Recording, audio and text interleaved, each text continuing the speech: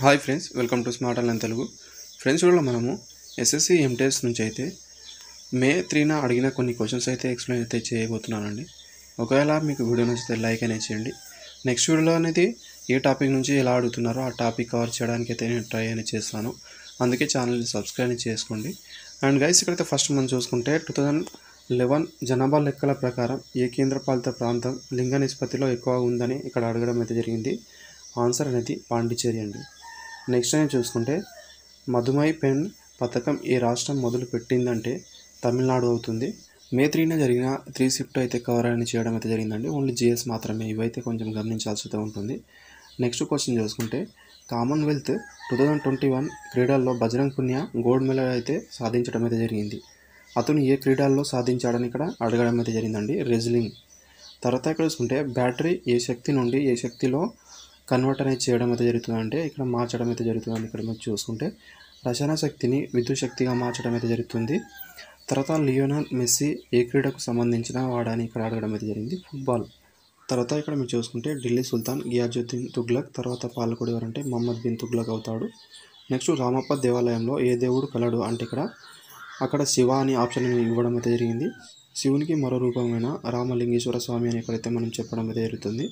Next చూసుకుంటే సుగ్గి నాట్యం ఏ రాష్ట్రానికి సంబంధించిందంటే ఇక్కడ కర్ణాటక అని ఇక్కడ ఆప్షన్ అనేది ఉంటుంది.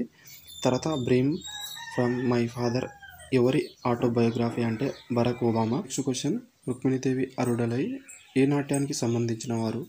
భరతనాట్యం. నెక్స్ట్ చూసుకుంటే మన దేశంకు స్వాతంత్రం వచ్చినప్పుడు దేశ అక్షరాస్యత ఎంత? 18% అండి. అండ్ నెక్స్ట్ బ్రహ్మ సమాజం స్థాపకుడు ఎవరు? రాజారాం మోహన్ రాయ్. తర్వాత చూసుకుంటే భూమి కేంద్రకంపై ఏ బలం పనిచేస్తుందంటే గురుత్వాకర్షణ బలం పనిచేస్తుంది. నెక్స్ట్ క్వశ్చన్ పంచామృత్ యోజన పథకం ఏ రాష్ట్రంలో మొదలుపెట్టారు అంటే ఉత్తరప్రదేశ్. నెక్స్ట్ క్వశ్చన్ హాకీ క్రీడల్లో ఒక జట్టులో ఎంతమంది సభ్యులు ఉంటారు అంటే 11 మెంబర్స్ అయితే ఉండడం అయితే జరుగుతుంది. నెక్స్ట్ ఈ క్రింది వాటిల్లో ప్రాథమిక హక్కు ఏది అని అడగడం అయితే జరిగింది. 4 ఆప్షన్ అనేది ఇవ్వడం అయితే జరిగిందంట. దాంట్లో నేను చూసుకుంటే స్వేచ్ఛ హక్కు అనేది ఆన్సర్ అనేది అవ్వడం అయితే జరుగుతుంది.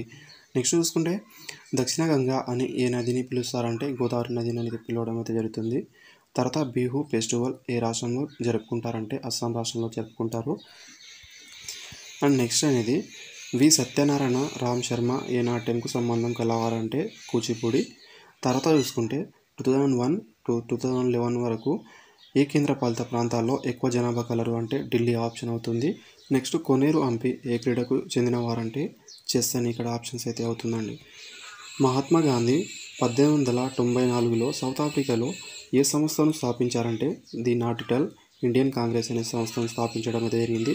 విజయనగర సామ్రాజ్యాన్ని నాశనం చేసిన యుద్ధం ఏదంటే తల్లికోట యుద్ధం 1565లో. దీన్నే బన్నిహట్టి యుద్ధం అని కూడా అంటారు, రాక్షస తంగేడి యుద్ధం అని కూడా అంటారండి. నెక్స్ట్ చూసుకుంటే మహాబలిపురం దేవాలయాన్ని ఏ రాజవంశస్థులు నిర్మించారంటే పల్లవ రాజ్యం. నెక్స్ట్ క్వశ్చన్ ఒడిశా రాష్ట్రంలో పెద్ద నది మహానది అవుతుంది. ఆ తర్వాత రాజ్యాంగంలో ప్రాథమిక విధులు ఏ రాజ్యాంగ సవరణ ద్వారా ఇక్కడ చేర్చడం అయితే జరిగిందని ఇక్కడ ఇవ్వడం అయితే జరిగిందంట. 42వ రాజ్యాంగ సవరణ 1976లో చేయడం అయితే జరిగింది. అండ్ లాస్ట్ క్వశ్చన్ 2001లో భారతరత్న అవార్డు అందుకున్న సన్నాయి కళాకారుడు ఎవరు అని అడగడం అయితే జరిగింది. Bismillah Khan. Thank you friends.